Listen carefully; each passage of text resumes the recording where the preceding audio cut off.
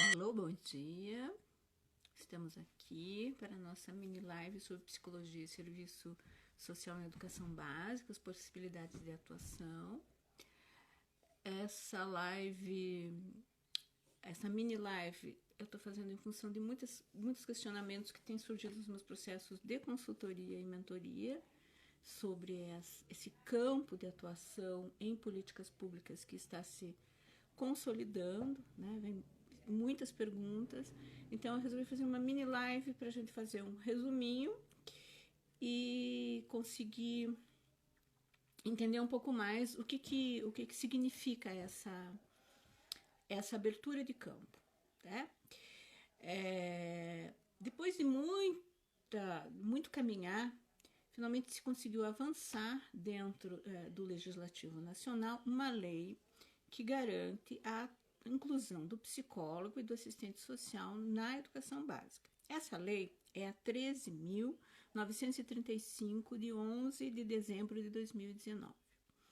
Para ela entrar em vigor, essa lei teria 1 ano, ou seja, para fazer todos os arranjos, porque às vezes uma lei, para que ela entre em vigor, ela precisa de leis complementares, portarias e decretos para regulamentação. Especialmente quando se trata de uma política pública, ela tem que estar ligada à questão de como financiar essa política pública, não é mesmo?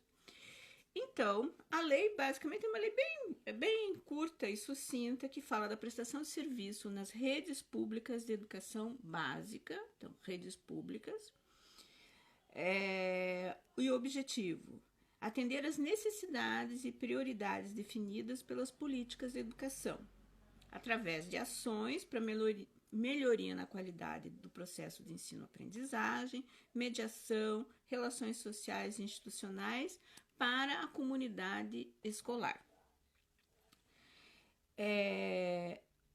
Dentro do que preconiza o projeto político-pedagógico da escola, das redes públicas e educação básica. Então, é basicamente essa a lei.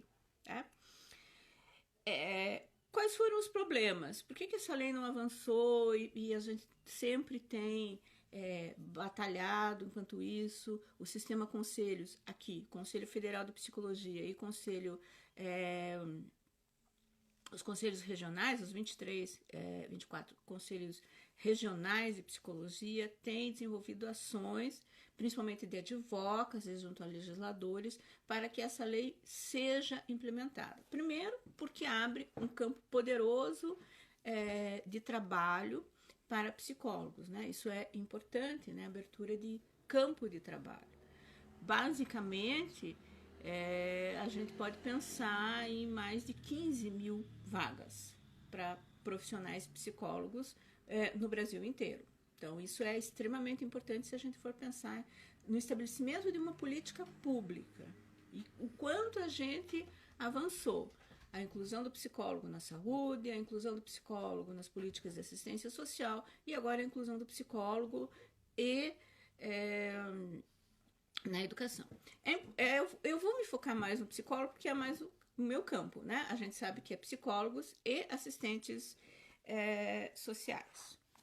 Bom, os problemas na implantação da lei. Primeiro, 1 ano, né, 2019, até dezembro de 2020 já deveria estar começando. Nós tivemos a pandemia que parou uma série de coisas. A segunda coisa era a ausência de regulamentação, decretos, portarias que dissessem o que deverá ser feito, né? Porque senão, é o psicólogo, assistente social, vamos pôr uma sala para cada um e vai ser uma prática individualizante, medicalizante, patologizante. Não era isso. E principalmente como se financiar essa ação. Né? Há necessidade de aportar mais recursos dentro do Fundo Nacional de Desenvolvimento da Educação Básica, o Fundeb, os chamados 30%, para poder concluir essa ação. Né? Porque muitos municípios não têm condições de contratar mais profissionais em função da lei de responsabilidade fiscal, de estar batendo no teto dos 50% que ele pode usar para pagamento de pessoal. Então, essa é uma necessidade. Em 2022, com a questão já desse sistema de advocacy, do sistema conselhos e das instituições, tanto de psicologia como do serviço social, a gente conseguiu avançar, que foi incluído que a ação, essa inclusão, fosse incluída no Fundeb, né? Então, mas ainda assim haveria necessidade de aportar recurso financeiro. Isso em 21. A gente tem que lembrar que os últimos 4 anos foram anos muito difíceis, de muitos cortes nas políticas públicas, né? Então, embora exista isso, ainda não se tem como efetivar, né? Por conta de que os recursos ainda são escassos. E em 2022, através da criação do Sistema Nacional de Educação, também uma articulação do CFP com o Cefes e as entidades representativas da psicologia e do serviço social, a inclusão de quais as ações que esse psicólogo e esse assistente social iriam fazer dentro do ambiente escolar, que isso é extremamente importante, né? Vamos trabalhar com temas com relação à acessibilidade, busca ativa com relação à evasão escolar, a permanência na escola para além da alimentação, mas também para o acolhimento e atendimento das questões de saúde mental. Tá? Mas veja, esse atendimento não é ganhar dentro da escola uma salinha para atender os alunos que a comunidade escolar julga que precisam de atendimento. A gente vai aprofundar um pouco mais lá para frente, né, com relação a essa questão. Tá? Então, a primeira coisa que a gente tem que pensar é que a educação é um direito humano, né? Está na Declaração dos Direitos Humanos, né? Ela tem que ser básica e universal, democrática, plural e diversa. Né? Isso é o que se preconiza, né? Sempre assim. A verdade que está no papel, a gente não vai encontrar no território. A construção dos sistemas de educação são extremamente complexos no Brasil. E a atuação do psicólogo nesse espaço sempre foi de uma atuação individual e medicalizante. Eu trabalhei por 8 anos dentro de um sistema de educação básica, ligado ao ensino fundamental 1, que é do 1º ao 5º ano. E, inicialmente, eu tinha uma lista de 300 alunos que eu teria que dar conta, que eram os alunos que apresentavam problemas segundo a concepção das escolas. Né? Então, construir esse caminho ao inverso, não atuando dentro dessa concepção, é um primeiro desafio, até mesmo antes da construção dessa lei. Então, a gente tem que fugir dessas práticas medicalizantes e individualizantes, a gente tem que se focar nas relações sociais, né?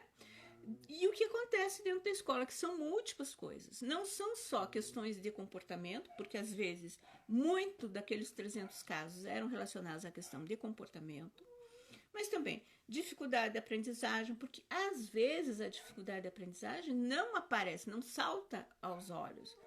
Né? É um aluno quieto, é um aluno que não se manifesta, é um aluno tímido. Aquele aluno que é mais, como eu digo, sulfúrico, que tem, às vezes, questões ligadas ao comportamento, esse aparece mais. Mas trabalhar questões de dificuldade de aprendizagem, a questão da evasão e permanência na escola, questão das violências, o bullying, mas também a violência institucional que existe, porque escolas também são violadoras dos direitos humanos, né?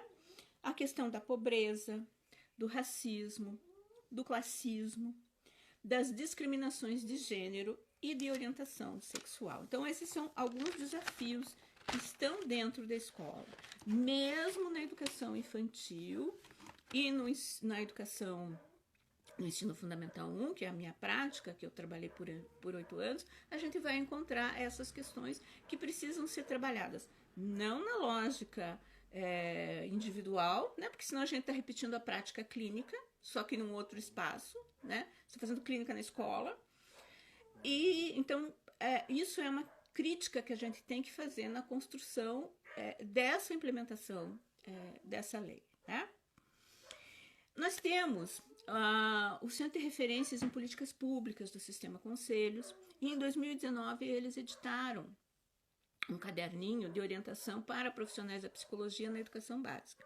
Então, alguns dados que eu vou ler aqui para vocês, que eu vou comentar, foram tirados de lá.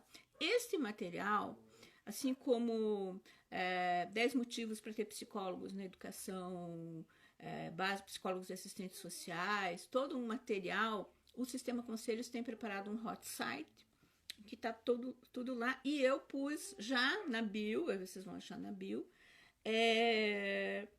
um link só para acesso às publicações. Inclusive, nesse link das publicações, está lá o material do CREPOP, que é de 2019, mas eu já fiquei sabendo que eles estão revisando, ou seja, em breve a gente vai ter uma edição revista, tá? Então, essa pesquisa de 19, ela mostra um panorama. Quem são os profissionais da psicologia que atuam na educação básica? São basicamente, a maioria, mulheres na faixa de 30 a 40 anos, com algum pós-graduadas, com uma experiência de 4 anos, mais ou menos, na área da educação básica. Então, veja, é um campo recente que está se sedimentando, né? Se você for falar 4 anos, então a partir de 2015, que a gente começa a pensar em mais psicólogos atuando dentro da educação básica, né? A maioria deles na educação básica, muitos na educação especial inclusiva, trabalhando muito com avaliação, né? Avaliação, classificação, ou seja, caindo na armadilha da prática medicalizante, patologizante, trabalhando também na interface entre educação e saúde, mas também fazendo a orientação a alunos, pais e professores, trabalhando na capacitação dos professores. Então, tem um campo múltiplo e diverso dessa atuação. Múltiplas demandas, mas muito aquela questão do campo clínico. Então, o maior desafio é superar o entendimento que o nosso trabalho na escola, na educação básica, não é o atendimento clínico. A gente está levando a nossa expertise. E qual é a nossa expertise que a gente leva para dentro da educação básica? Primeiro, os marcos de desenvolvimento infantil, né? O entendimento de como se processa as questões de ensino, aprendizagem, a capacidade de poder avaliar um aluno, né? Mas o entendimento também de questões de saúde mental, ansiedade, depressão e dessas questões estruturantes que às vezes influem na questão do desenvolvimento de questões de saúde mental, como a desigualdade social, pobreza, violência, abuso, racismo, classismo, discriminação por orientação sexual ou de gênero, né? Então, a gente traz esse nosso expertise para dentro da escola. Hoje, o campo não está muito definido. Então, uma das primeiras questões que quando a gente vai trabalhar na educação básica, em alguns locais, é conscientizar a comunidade escolar que o nosso trabalho é muito mais que o atendimento individual. Então, o nosso papel também é trabalhar o contexto, né? A comunidade escolar. Então, o nosso campo de trabalho é a escola como um todo, física, né? E subjetivamente, né? Qual é o seu projeto político-pedagógico? Quem são esses professores? Quem é essa comunidade escolar? E aí a gente vai incluir todos a parte administrativa, a parte operacional e tudo mais. Para entender assim, mas qual é esse campo, Semiramis, que está se delimitando? O que é a educação básica? A educação básica compreende a educação infantil, né? Que, vamos dizer assim, as creches, né? De 8 meses a 4 anos e pouco, né? Que vai, né? Que é maternal, jardim, né? Aí nós vamos para o ensino Fundamental 1, que é do 1º ao 5º ano, e 2, do 6º ano ao 9º ano. E o ensino médio. Né? Então, a gente vai dos 8 meses aos 16 anos. Esse é o nosso campo de trabalho. E vamos também ter que trabalhar com as modalidades. Em alguns locais, nós vamos ter a educação do campo, a educação indígena, a educação quilombola, a educação especial / inclusiva, a educação de jovens e adultos e a educação profissional. Então, veja que existem muitas possibilidades e muitos campos de atuação que hoje a gente já vai encontrar, inclusive em alguns equipamentos que são públicos, né? Que formam a nível de 2º grau, como os institutos federais. A maioria deles já tem psicólogos atuando nesse campo, mas nesse campo amplo que eu estou falando. Né? Então, o campo, aqui entendido como a escola, né, o campo de atuação, é um espaço cheio de contradições, né, que também viola direitos, que deveria estimular a cidadania ativa, mas às vezes não consegue. Né? Então, o trabalho também é trabalhar conflitos e questões relacionadas à violência, seja ela física, psicológica, mas a violência simbólica e a violência institucional. Quais as direções éticos-políticas que norteiam o cotidiano escolar? Como que a escola se entende nesse cotidiano? Né? Então, isso é extremamente importante entender. E qual é a nossa base de atuação?